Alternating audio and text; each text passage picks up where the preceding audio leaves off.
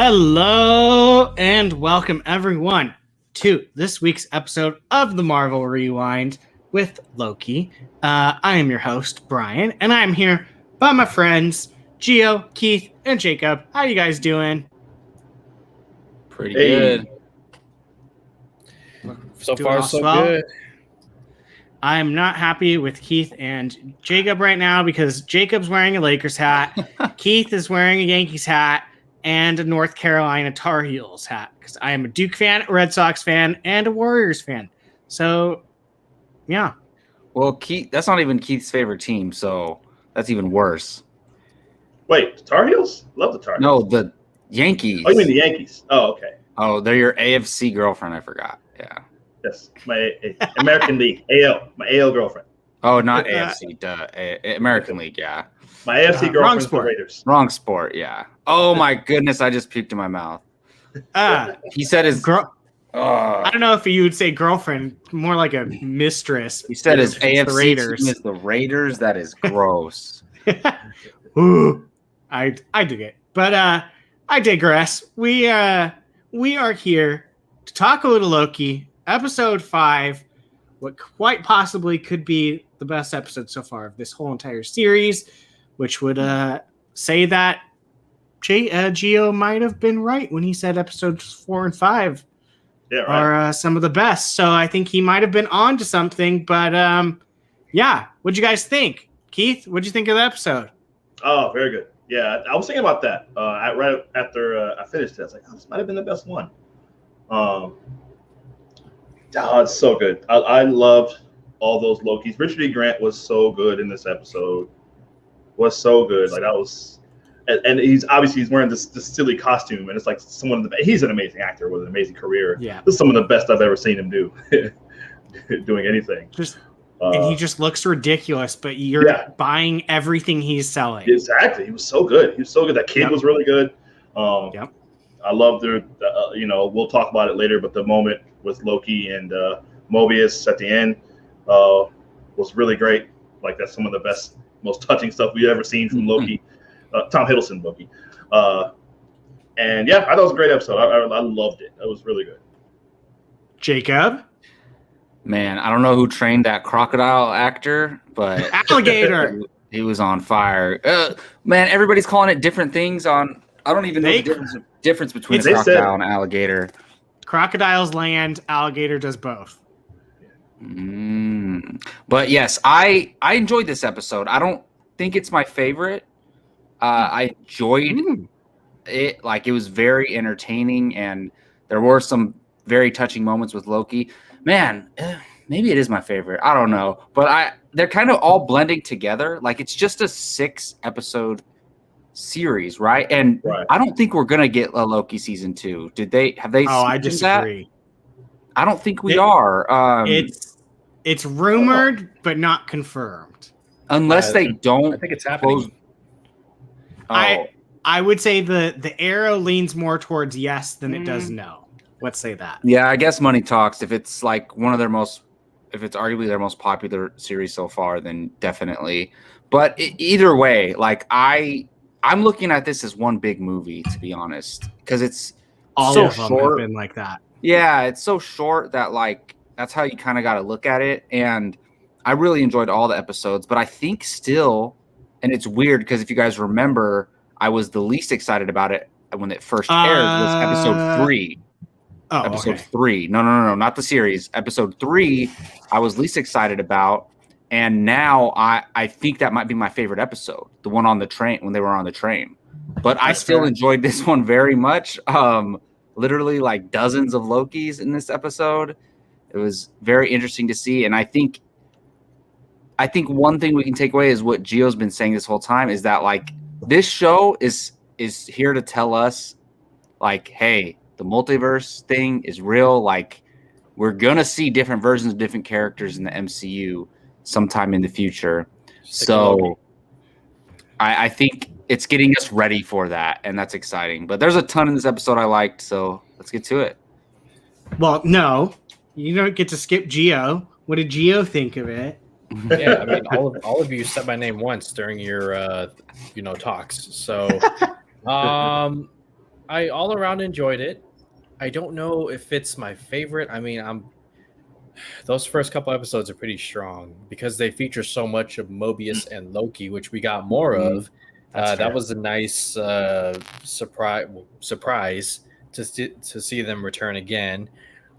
Sylvie and Loki, I mean, their chemistry ever since the episode 3, I think it's only gotten better and better and better and better. Great point.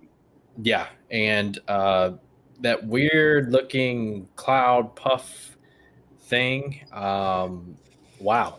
I was looking up on the internet, and speaking of big weird looking cloud thing, look at who's here. this guy.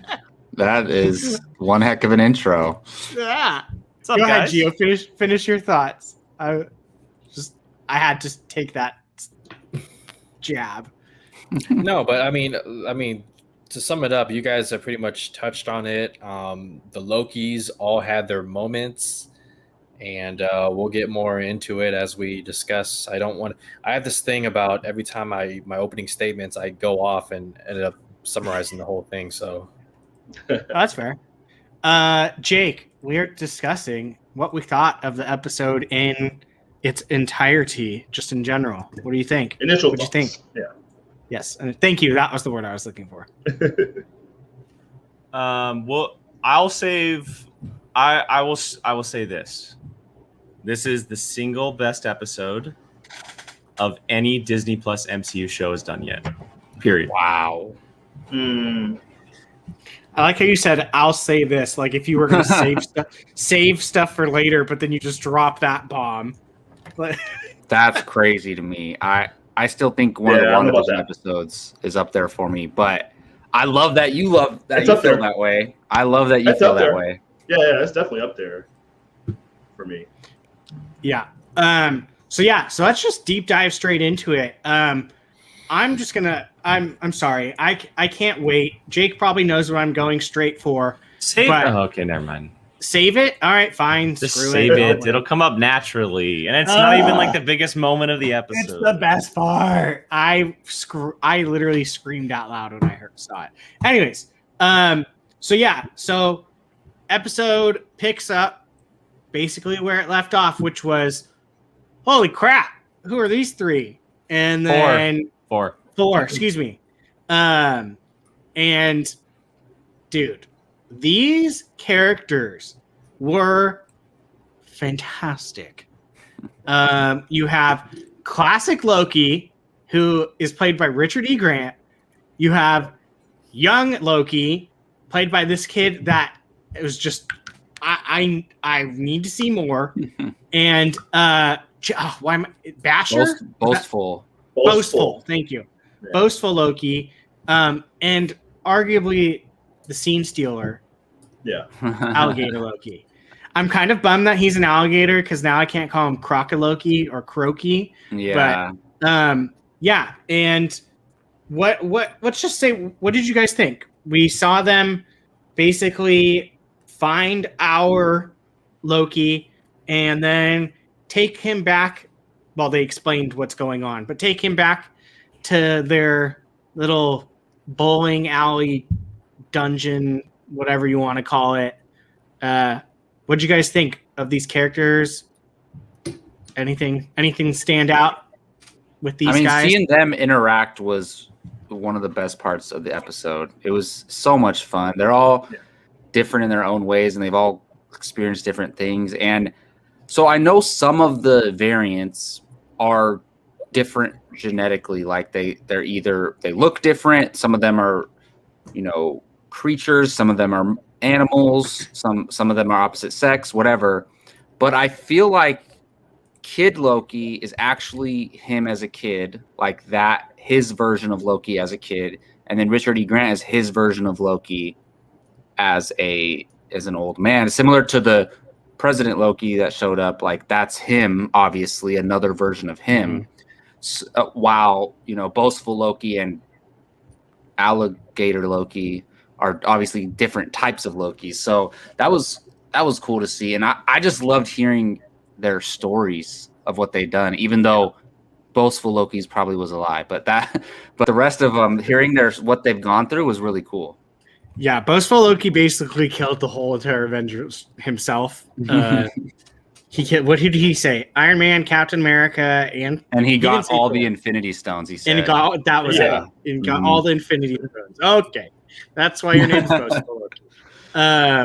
Well, what did we think, Jake? I thought they were great. Boastful Loki didn't really do a whole lot. Obviously, he was only in it for a good moment. The more focus, and like Jacob said, it made more sense that the others were the focus because they were the most, similar to our Loki, to Hiddleston's Loki. Interesting, and I know this isn't really like a whole lot, but Kid Loki killed Thor. Apparently, that's wild. crazy. That's pretty. See, when Rachel, I know that you're saying but see, where I didn't believe boastful Loki, I believe Kid Loki. Like I legit think that actually happened in his timeline, which is why he's there. He killed Thor. That's the Nexus event that happened. Yeah, if they were both kids too. Yeah, exactly. And killing Thor was never supposed to happen, and so that was the Nexus event. That line that our Loki does. Oh, how did you get here, Your Majesty? And just turns around and goes, "I killed Thor." Yeah, and then he just accepts it. Loki accepts it. Yeah, it's like, oh shit. No, it was great. I loved seeing all the different versions in there. I gravitate towards character-driven stuff when it's moments of dialogue or development or learning history and story or just kind of like everything moving the story forward. And I thought this episode did a lot, not just for the series, not just for those characters, but our Loki in general. And the strides he made in this single episode was pretty crazy because of classic Loki, Kid Loki, Sylvie, Alligator Loki, President Loki, all these things that are happening in this episode. Mobius, thank God Mobius is alive. And we got a proper send-off. Shows up. Yeah, so I thought it was brilliant. I loved meeting them and getting to know them more, and I'm glad because I was afraid that we weren't going to focus on them, and I'm happy that we did get to see a side of them for 40 minutes or so. The ones that meant more to us than the others, anyway. Yeah, agreed. Gio, Keith. I mean, you guys don't have to. Feel free to just talk about whatever you want. If there's a part that you enjoyed with them, go for it. Gio, what you got? For me, to not necessarily repeat what has already been said, for me, it was how surprised I was to see Richard E. Grant committed to the role and also having fun with it as an old version of Loki. I mean, I could just imagine what the pitch was like for an actor of his stature. Like, hey, we want you to put on this silly costume and we want you to be another version, one of 12 of this character. What do you think? And he decided to have fun with it. He arguably had the best moment of the episode. We could talk about that later. But for me, it was just like, wow, he's having fun. He's Owen Wilson pun. I know. I was like, did you do that? Did you do that on purpose or not? I didn't. I promise that. But for me, it's seeing him have fun. And Kid Loki, he'll definitely be back. He definitely. He'll be a young Avenger. Yeah. God, I hope so. He made his mark. He'll be a young Avenger. And we'll see what happens when others learn that he killed a Thor in his universe. I'm sure that will come back into play in the MCU at some point. But the strong point of all the Lokis for me is obviously Richard E. Grant. I've talked about him enough. So, Keith. Yes, agreed. Obviously, yeah, we spoke about Richard E. Grant. So, but yeah, I'm just. We still don't. Yeah, all the revelations are still. It's been little by little for such a short episode, a short series. We only have one left, and obviously the big mystery is just who created all this, the TVA, who's behind all this, and we got that close to kind of finding out what it was going to be. It's right where I knew Oh, it. we know. Mm-hmm. There's a big Easter egg that a lot of people are not talking about in this episode that I have an image of that I would love to talk about. It's clear. It's yeah. Well, then, Mr. Jake, go ahead. And Well, no. throw I out want in- Keith to continue. Oh, okay. So, well, yeah. Well, I mean, I just watched it this morning before work, so I didn't catch all the stuff. So, I did. Only thing I noted was the dark after, like the crashed.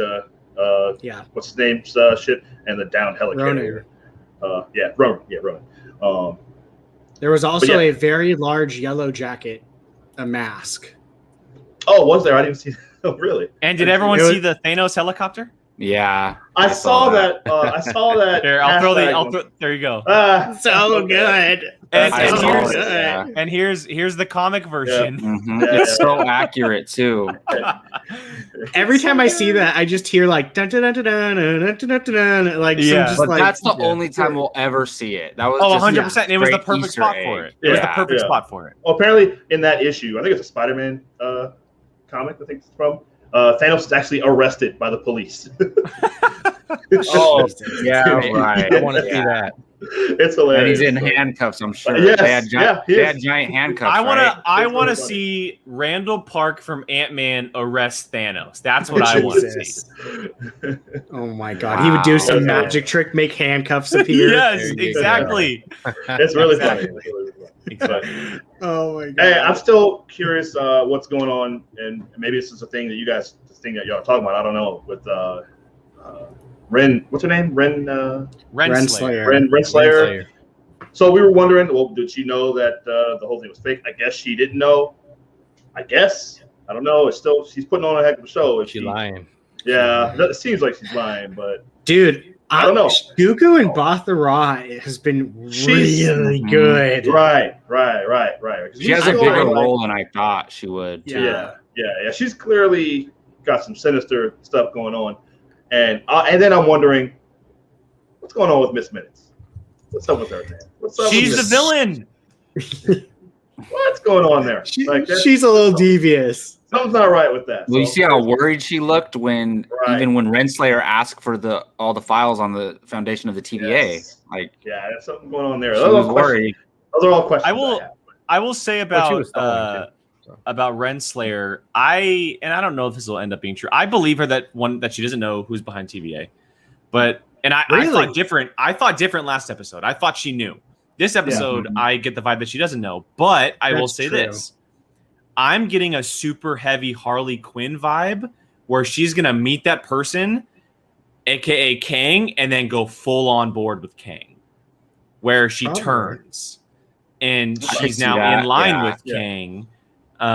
Instead of her going against Kang, and she becomes Kang's girlfriend like she is in the comics, etc. She's in line with her, and we get Renslayer eventually. Maybe she's in Ant-Man 3, I don't know. But it's an interesting thing to look at. Like, she doesn't know now. She seems like she really wants to know who is in charge. If she is lying, she's doing a great job doing it. But I'm also wondering, like, okay, well, like, why is she lying? Like, what's the motive to lie? Well, and why would she ask Miss Minutes for those files when they're just alone in the hallway? Exactly. Like, why would she know? Why would she need those if she already knows? Wouldn't she know if she's already involved? The biggest tell, I believe, is her line that says, "We need to find whoever's in charge." Yeah. When they're in the hallway, she's like, "We need to find whoever started the timeline or whatever." Whoever is responsible for creating this place is in danger. Yes. Yeah, something. So, and then when she's talking to the agent too, who I forget the agent's name, who's in the cell. B-15. So B-15 says like she's gonna find him first, like or find them first because she needs to. You just want to. Right. So I think there's enough hints that Renslayer is not all in on the know, at least. I completely agree with what Chuck just said. She wants to work for whoever is behind this. She like, I think she kind of feels like she knows that she can gain a position of power. Exactly. From whoever is in charge of it.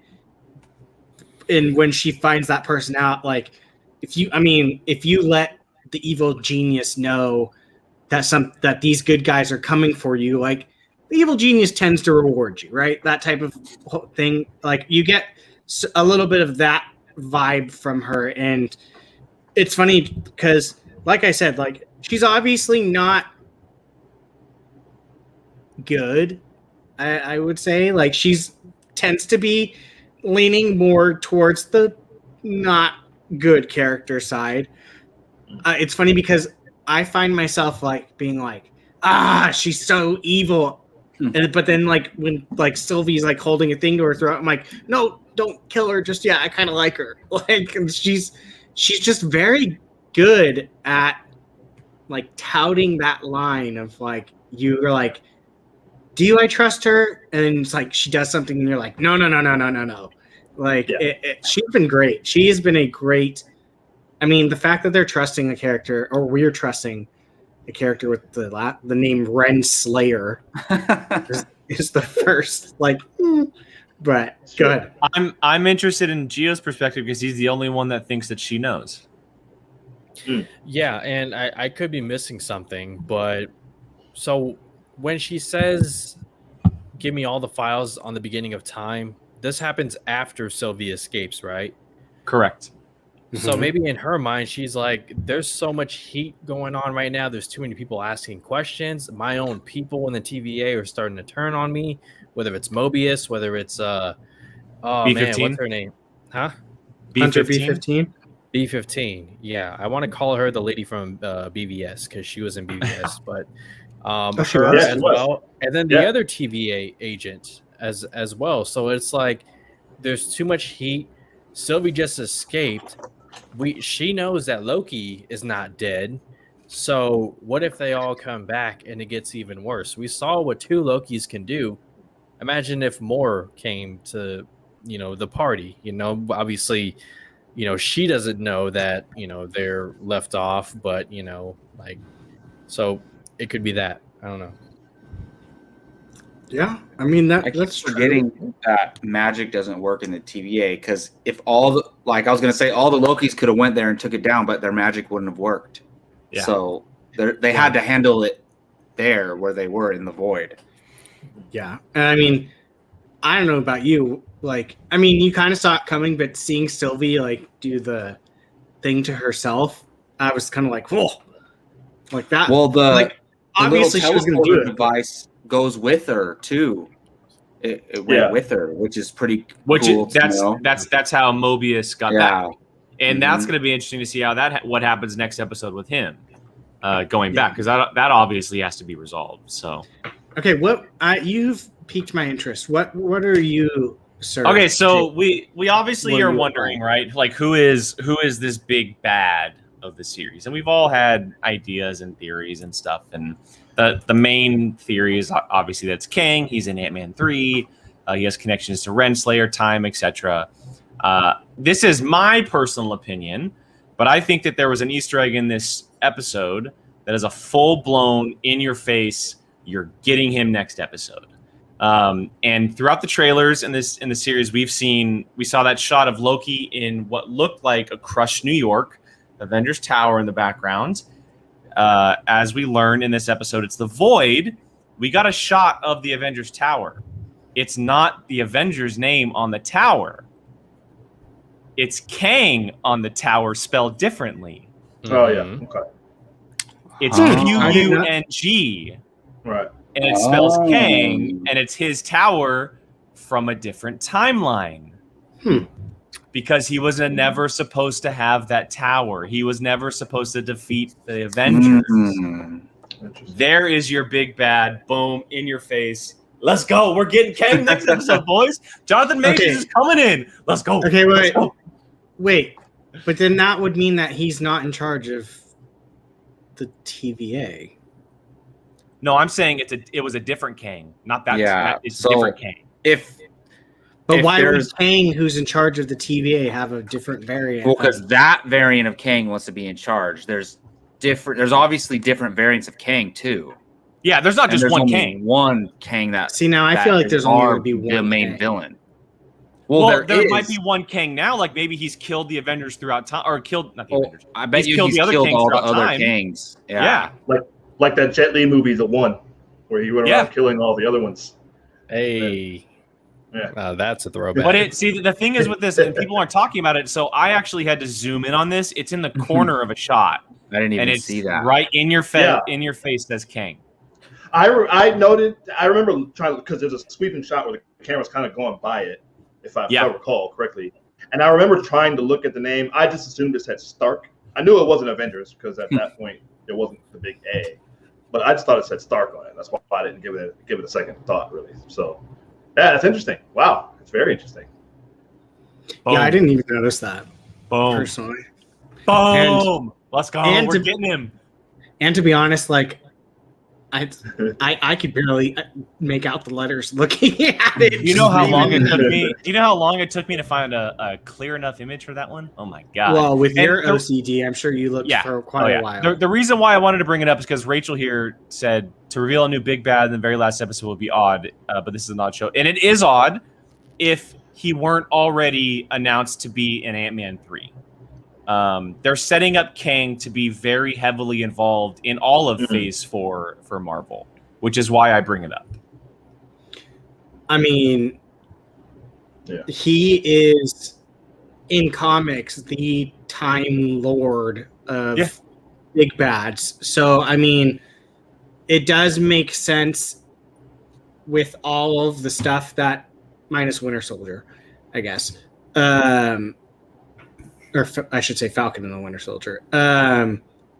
Like, it does make sense to start planting those seeds because of all this multiverse talk and show that's coming, because he's typically that person that you see in the comics associated with these types of things.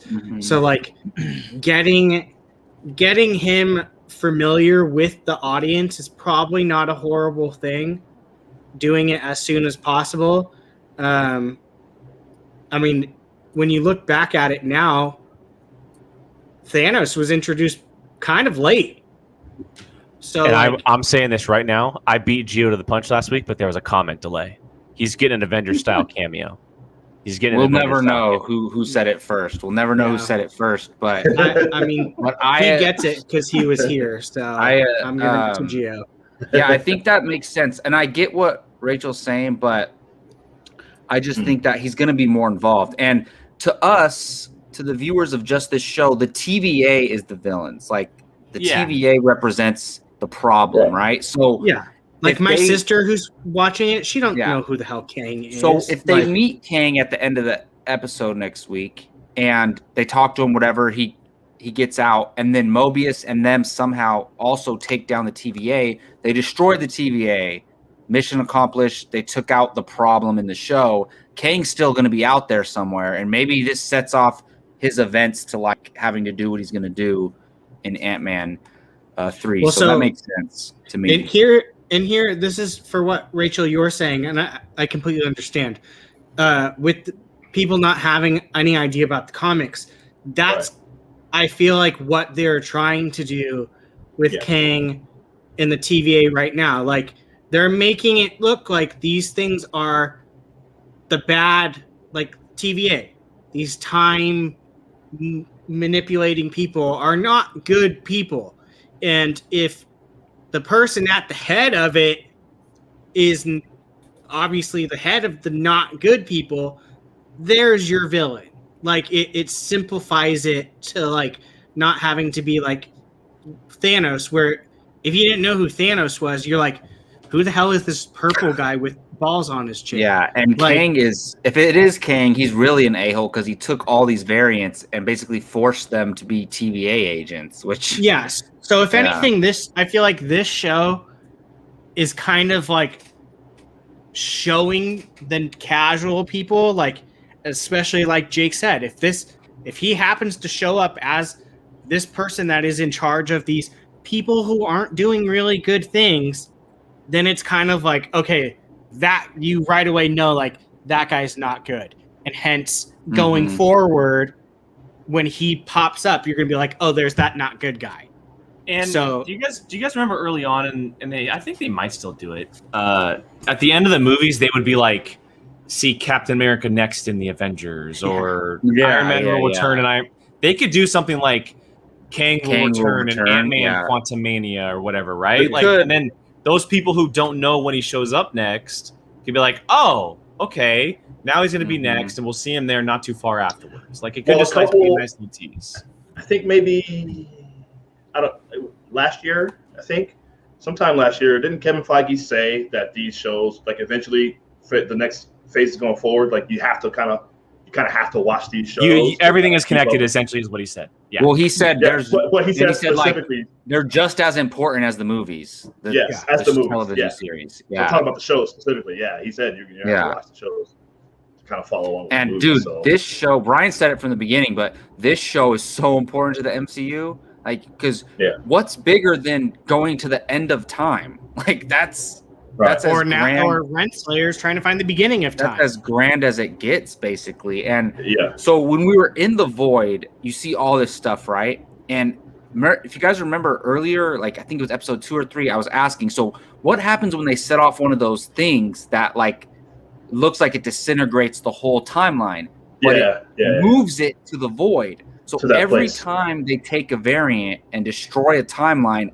everything in that universe goes to the void, which is that's crazy. So there's just a bunch of junk there from a bunch of different timelines, and then this big huge monster cloud just eats it all, I guess. Eliath. Yeah. Well, Eliath is kind of Kang's little like guard dog. Like I said, in the comics. Yeah.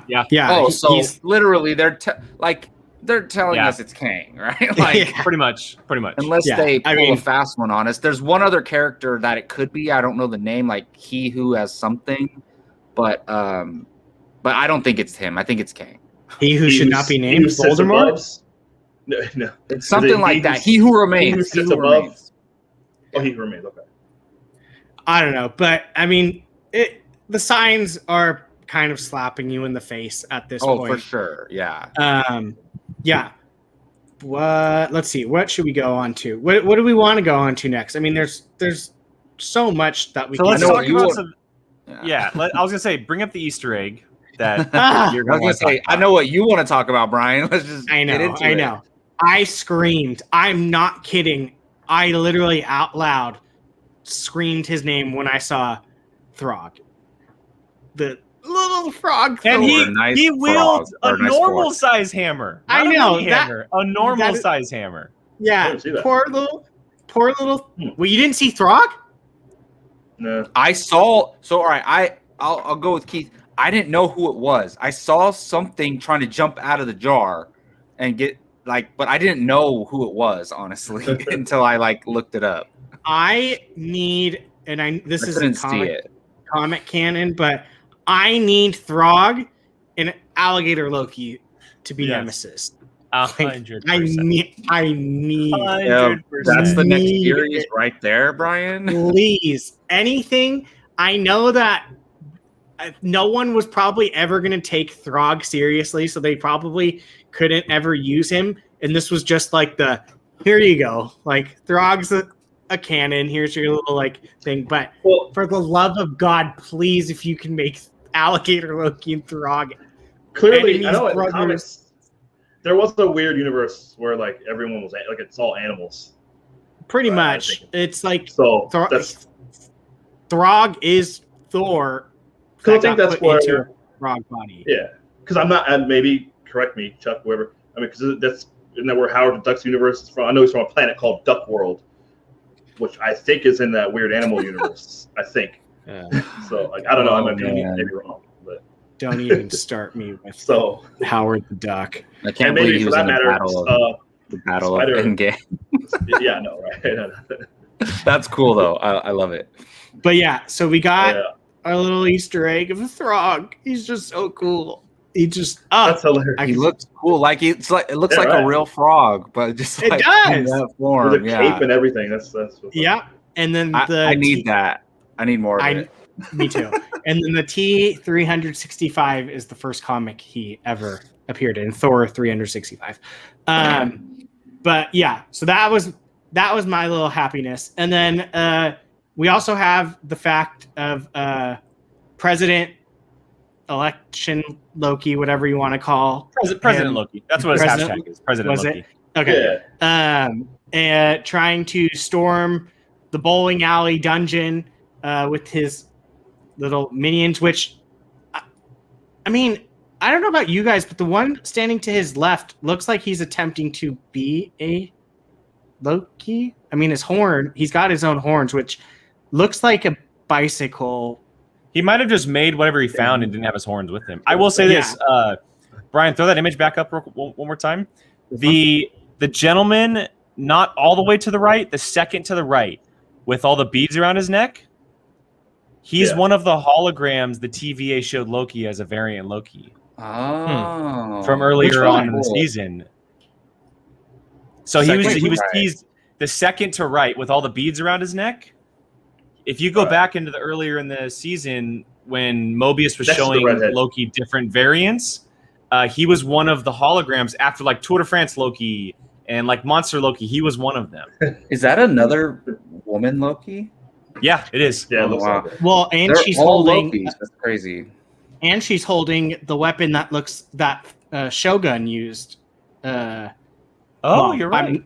I'm assuming it might not be the same thing, but it's the same style that he had, the Warriors 3 guy. But yeah, they storm that. We find out that I keep calling him Bashful Loki, which is so boastful. Not even close. Boastful Loki betrays them. Yeah. Anything they want to say about presidential Lokis? That was hilarious. That scene was that's how they all are. Where they're all just betraying, like each one betrays the other. They're all just betraying each other because that's all the Lokis do. And they're all like, speaking of that, made me hold up a weapon to them. I'm sorry. Yeah. Did anyone notice that Kid Loki get helped? Alligator Loki. He threw him. Yeah. Oh my God. After Richard E. Grant projected them or whatever, Kid Loki just chucks Alligator Loki across the room. They helped him. He threw him at the thing. And then when he bites off the president. Tom Hiddleston is so good. The way he reacted to losing his hand was amazing. It is screaming. He's just, oh God. That whole scene was just chaos. And I love the fact that our Loki's just like, I don't have time for this. And he's just like, is this me? Is this what I'm like? Like what? Yeah, he's just like, I'm so over this. And it's kind of showing the growth of this character because, he is the chaos of a lot of the Marvel stuff whenever he's around. And this is like the type of stuff we expect from him. But now he's starting to just kind of be over it, which kind of goes into what we saw when he met up with Sylvie like this. When they're talking, like he's telling her he's over it, like he doesn't want to stab people in the back anymore, and just he's over his normal typical ways. And then he does that smooth little here, I wish I was that smooth. Here's some extra blanket, but conjure a blanket. Anyone want to go dive into that? I love the fact that she was like, "What is this?" And he goes, "It's a blanket." Yeah. She was like, it's not even working. Like she said, "Is it a tablecloth?" Yeah, a tablecloth. There you go.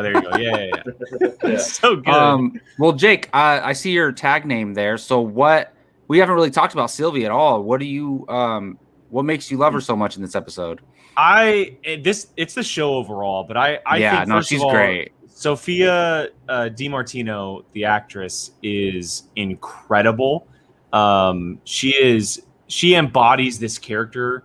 There was something that was, and obviously a lot of people could probably play this character, but now that I see her play this character, I'm like, I don't imagine anybody else playing this type of character. Like, she is Sylvie to me.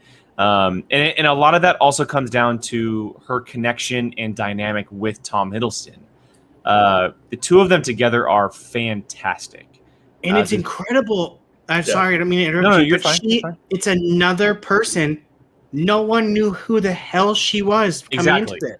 Exactly. So continue. And I just wanted to No, you're fine. You're fine. And I just think that what she brings as not just a character, but as a Loki has impacted our Loki so much, and to the point where he's like, I think you guys talked about it last week or the week before about how he likes her because he's able to fall in love with himself, right?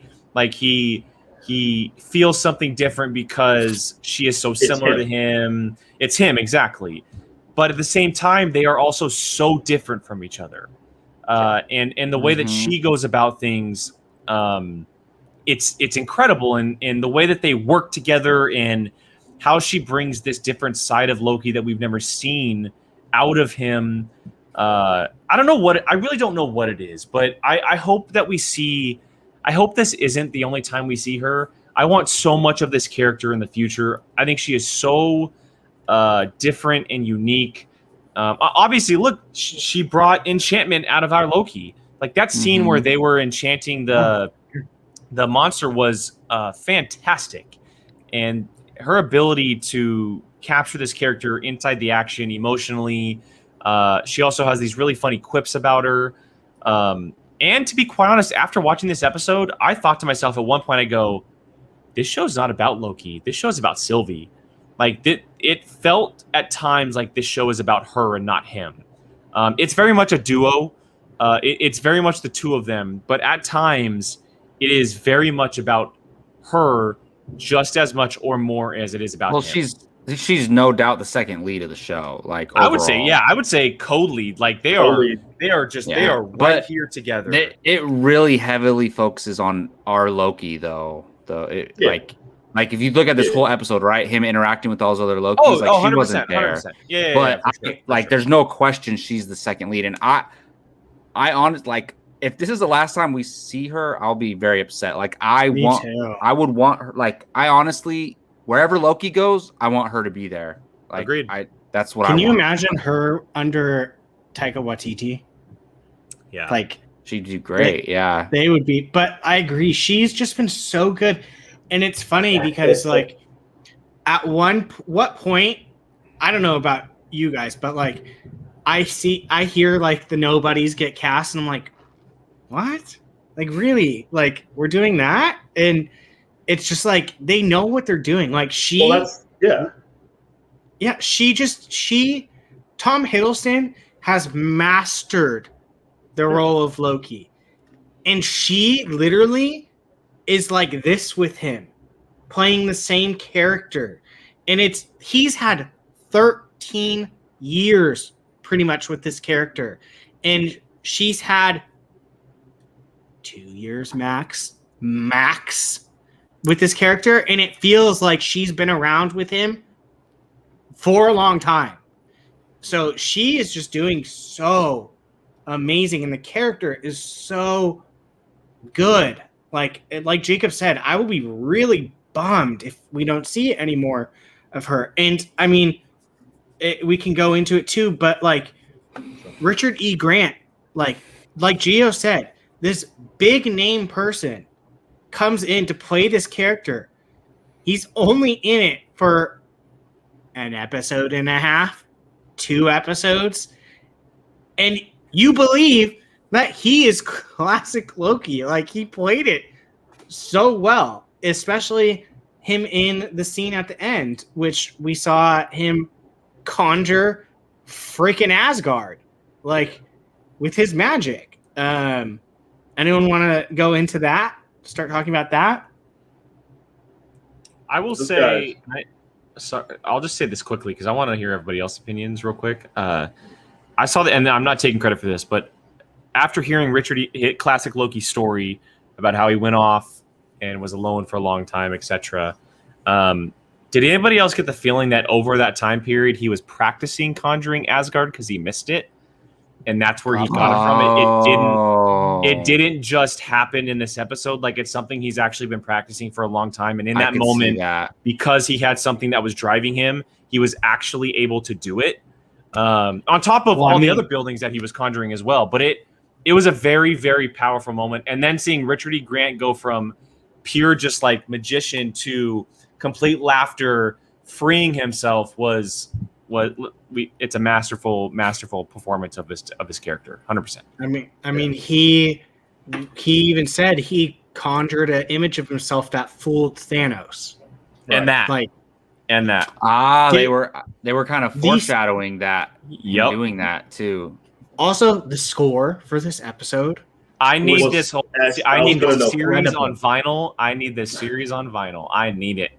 It was incredible. But yeah, like this Loki is kind of like cowardly Loki. He's been hiding. He's been out of in the shadows and blah blah blah. The second he stepped out, he wasn't willing to make the sacrifice on the ship. That our Loki did. The second he said he wanted to go back to his old life and whatever, he's done. TVA grabbed him. Gio, what did you think of how classic Loki did his thing at the end? Because I know you talked about it in the beginning, so I want to give you the floor. Yeah, I mean, the more I think about it, I think it's the best moment out of the whole episode. I mean, he literally went Magneto level of just conjuring this Asgard, and I love that point that you made, Jake, because throughout the day I was wondering, like, Asgard, really? But then you consider his short arc in this one episode where he talks about, leaving and, indicating that he's been on his own and then going and, making Asgard because, he misses it. It was a cool sacrifice. I didn't believe for a second that he would walk away and then that's it. I just call it a hunch or whatever. So absolutely a great moment. And, yeah. Cool. Didn't that, and I think he said, but didn't at one point he said that I miss my brother? He said that, right? He did. That's what caused him to get. Said he was pruned. Yeah. Was he wanted to go He's floating in see? space and he Oh, that's right. During the story. Yeah. During the story. You're right. Yeah. Okay. Yeah. I mean, like I said, like he played Loki for an episode and a half, and you're That was like, probably like 2 days worth of work. yeah, and you're just like, damn, like you felt for that character. Like you literally were like, he tells his story in the glorious Richard E. Grant voice, and you're just like, oh man, like this poor Loki's been by himself the whole entire time, and then, hi Kylo, and then sacrifices himself for glorious purpose, and yeah, dude, that scene, I was heartbroken, but like it kind of like it was a redemption for his character. Like he was tired of being a coward, tired of being, I'm just gonna hide to survive, and saved the two Lokis that we have grown to love in Sylvie and present Loki, or 2012 Loki, if you want. Anyone else have anything from this they want to mention, bring up? No. It was a great send off because we probably knew we weren't going to see him again. So if they were going to do it, that was a great way to end it. And I like what you guys are saying. Like, this is the version of Loki that never did the righteous thing in the end. That never, because in Ragnarok, when he shows up and helps them, fight and get off the planet, he basically became. You never can really trust him. He's always slippery and sneaky and going to do some bad stuff. But him doing that and then trying to kill Thanos, like that, he became a hero at that point. And this Loki never became a hero. So that was him dying a hero, basically, which was pretty cool.